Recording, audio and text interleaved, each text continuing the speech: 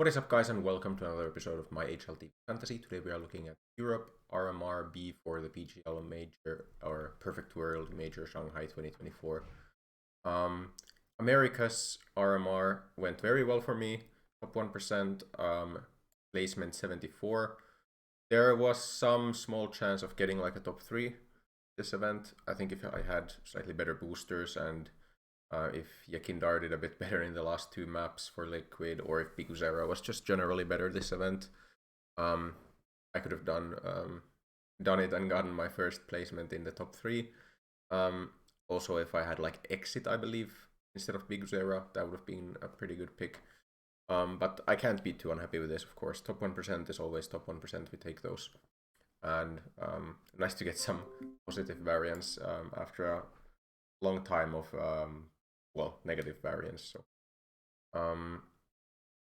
either way, let's go to the first of the European RMRs. Here's some of the most picked players. Go here to Europe A, and this is the major simulator. It's so hard to use this because even one upset in some of the best of ones can completely change up the matchups.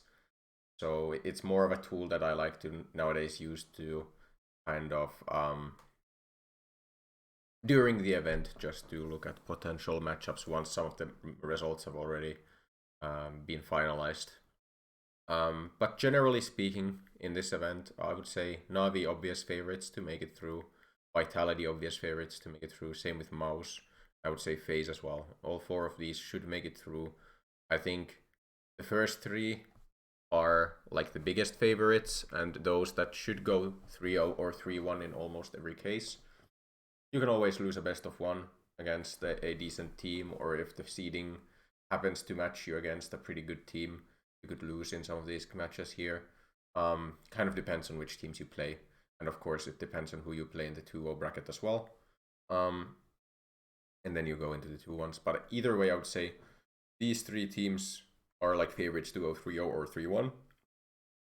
FaZe Clan are favorites to go through, but I can see them struggling in this first stage. In this RMR stage, they usually make it through, but they can have some struggles. And I probably will avoid them here, even though I might be... I'll definitely look at how they play. I'm still not super convinced that they're gonna be like dominant here or anything, even against teams like Cloud9 or so. But yeah, I'll be keeping an eye out on them and seeing how well they do, and potentially they're gonna be options in the later stages of the major. Apart from that, there's actually a pretty even set of teams. Like I think teams like Fnatic, teams like Cloud9, teams like Falcons, even though they've really sucked lately, Gamer Legion, Sangal, BetBoom, all of these are kind of teams that could make it through. There's a total of, well, I believe it's 7 teams then making it through. Yeah, so I think all of those are probably in the favored teams to make it through, but there's gonna be some upsets here for sure, just because the level after like the top 4 teams is a bit more even. And fantasy wise, that actually offers some potential for making interesting picks. So because of the way some players have been priced, I'm actually looking at some of the weaker teams in this stage, just because the most popular picks from these teams, or the most exciting picks from these teams, are actually kind of highly priced. Like even Flames is 212. The Wonderful is the cheapest non-Alexibi player on Navi at 214. And you almost need to make up some of the budget with some lower rated teams if you want to take the risk and kind of make a top 3 run again, which I'm gonna try and do. So that leads us to some of the weaker teams. So of course, by the way, also in this list of teams that definitely should or could be making it through as well. I'm gonna ignore Falcons just because I can definitely see them just bombing out. I can see them bombing out because they don't even look like a real team at the moment. Whereas these weaker teams actually play a decent amount of like tier 2 CS, and that still gives you a lot more reps together than what it looks like Falcons are doing. So completely ignoring this team.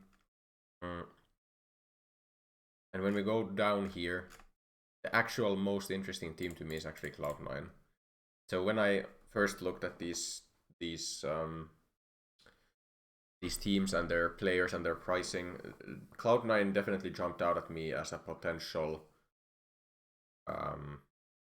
just investment wise because of the general player quality. Like all of these players are somewhat exciting, maybe apart from Inters. I would say every single one can be a very good pick in this event if Cloud9 happen to make it through.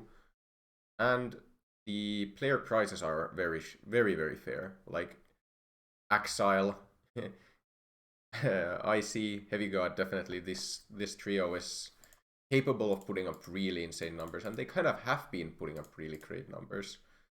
An important thing about why we don't think about Cloud9 too much nowadays is just the fact that they haven't played that many events, and especially these higher tier events. Like they've won Thunderpick, a Thunderpick qualifier. They've played at a Thunderpick in October. They've only played one event in October. They've played, or well, they played some of this kind of CCT stuff.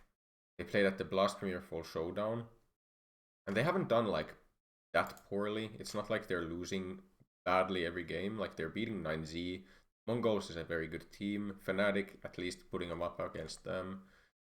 In the close qualifier they went clean, I guess.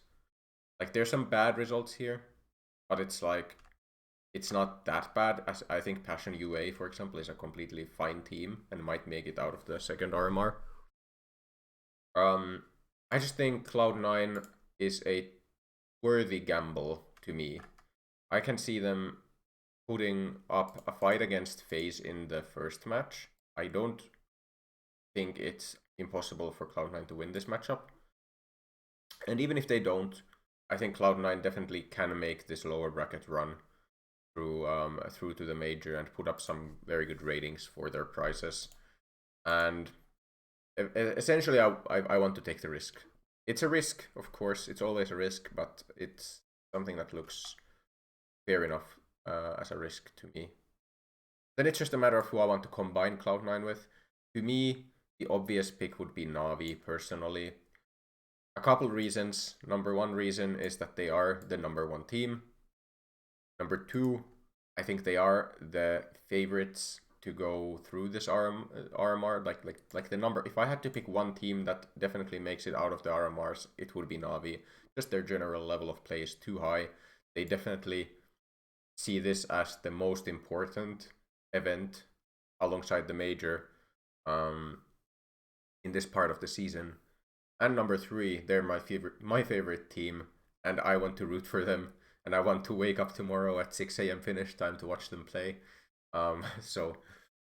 There's some of the reasons why I think that I should go for Na'Vi, personally. If you want to go for one of these three teams and you don't want to go for Na'Vi because they're too expensive, I would look at Mouse.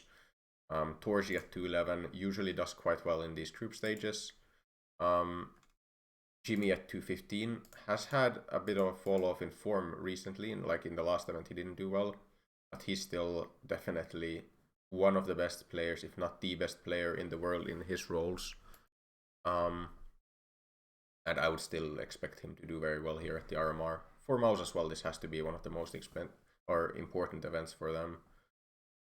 Exertion may be a bit too highly priced to my liking. Shuhei, completely fine as a pick, usually does well in these kinds of events. Roland is a very coin flippy player for me, but an option for sure.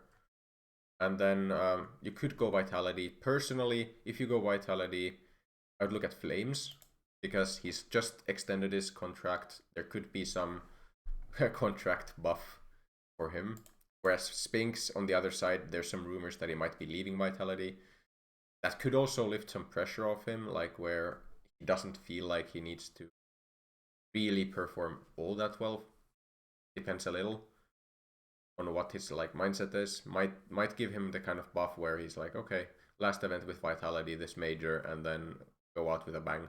Or it could be that he doesn't really want to try anymore as hard if he already knows that he's got a spot at another team, for example. So it's a bit riskier. Apex, decent as a pick. Saiwu, if you can make it, sure. Mezzi, fine as a pick. Completely fine at 206 to me. He usually puts up decent numbers. It's a very low risk kind of pick. I don't like FaZe too much. If you go for FaZe, you probably go Brokey. You probably go for Kerrigan and Rain alongside him, one or the other. Yeah, like you could definitely take a similar gamble that I'm taking to Cloud9. You could do it with like a Rebels or Sinners with Oscar. You could do it with Eclot. You could do it with Gamer Legion. All of these teams, essentially, you can take that risk if you feel like Betboom is gonna have a really good event here, and Nafani is gonna frag out, or Zorte is gonna show some of his AWPing potential, or Chiron's gonna be the player that he was supposed to be on VP. Or Magnojes, like he's pretty hyped player in that scene as well.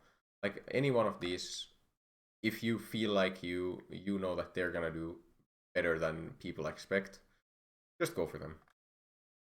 That's my kind of advice. Personally, Navi players, to me, Alexi B is kind of a necessary pick. I don't want to go for too expensive players from Navi. I think it's too expensive. I would like to start out with Wonderful. I think still all 4 of these players are completely capable of being the best player in Navi in any given tournament. And almost always it feels like you should go for the cheapest guy, unless your team structure allows you to upgrade them to one of the more expensive options. But I would like to start out with this Alexi B Wonderful combination. And then it's a matter of who I want from Cloud9. And just because all 3 guys are pretty fairly priced, I think we can probably make a team with all 3 or 2 of these 3 and don't have to look at Boomage or Inters. The 2 first ones I would look at are Axel and Icy, and then our budget is 211 after this, and that allows me to go for the one player I was talking about earlier as the kind of player who I really respect in these early stages in tournaments. He can fall off quite a bit in like playoffs, Torji, but I think he's usually very consistent in these group stages. Whenever Mouse do well, he usually does well as well. So this kind of structure allows me to have some of the best players from Cloud9, one of the best players from Navi, one of the best players from Mouse, and Alexi B, who's pretty reliable. And if Navi do well, Alexi is usually pretty good value for the money. And this uses my budget perfectly. I'll still put the order in a way where Mr. Torji is in the middle, just for symmetry's sake. And again, like roles we can assign now. Probably gonna be pretty hard with roles. Like there's 3 AWPers on this team as well. Not the easiest choices. Who's got the like highest AWPing numbers? Icy has really high main AWP stats, so let's go for that. That's good. Solves some of my problems, especially. In terms of camper's usually a decent option for AWPers.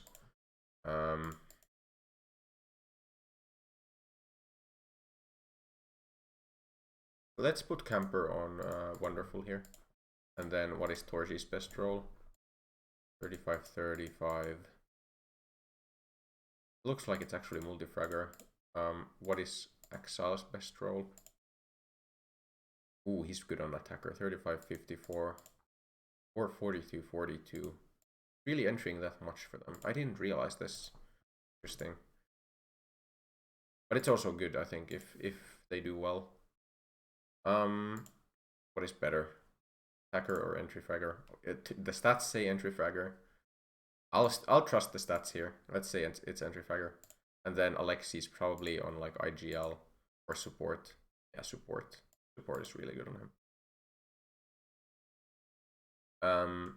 Yeah, and as I said, boosters, I'll need to kind of go with an Excel sheet kind of thing. It's nothing complicated. It's just putting all the boosters and kind of looking at when, already pre-deciding when I want to use each of the boosters, based on the best of ones and the best, whether it's a best of one or best of three, and what each player's best boosters are. How do I utilize the boosters in the best possible way? Yeah, that's it for this lineup. I will be. I really want to wake up for Navi's game tomorrow. It's super early on, and I've got to work afterwards, so I might not. I might have to save it to watch it later, but I'm very much looking forward to this major cycle in general. I've enjoyed watching some of the NA and or Americas and Asian RMRs already, and I think Europe is gonna, of course, deliver as well. There's a slight improvement in the level of play, and a lot of exciting results. Probably, I would say there's clear favorites in each of the groups, but then there's a lot of potential upsets as well. But yeah, without further ado, if you enjoy this kind of content, please remember to leave a like and subscribe to my channel, and I will see you in the next one. Goodbye.